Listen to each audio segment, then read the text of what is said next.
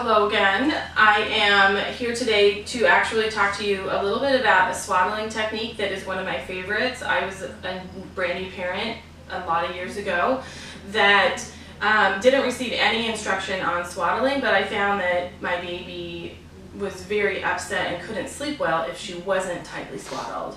So I found myself just sort of learning on the fly different ways to swaddle her and keep her swaddled while she was sleeping, so that she would stay asleep for as long as she needed to sleep without waking herself up because she broke out of the swaddle. So when I was a brand new mother, this is a particular swaddling technique that my daughter loved, but it took a little bit of trial and error for me to figure it out in the beginning. I didn't have a postpartum doula helping me or anyone instructing me on how to kind of play with this, but I did figure it out eventually. So this is something that I like to help new parents with as much as I can when they're feeling like they don't know how to create a variation in a swaddle that their baby really will be comfortable with. I love helping them with that because that's what helped me.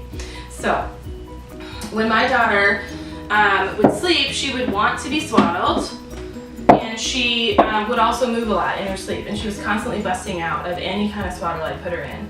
So one thing I started doing was at that first fold, you create a flap, and I decided that these might make great pockets, and so I started putting her hands up in these little pockets, and then I would proceed with a pretty standard swaddle at that point, right? Bring it across the hip, and then bring your other side across kind of under the arm and tuck it under really well. And what that created was her hand up in this little pocket.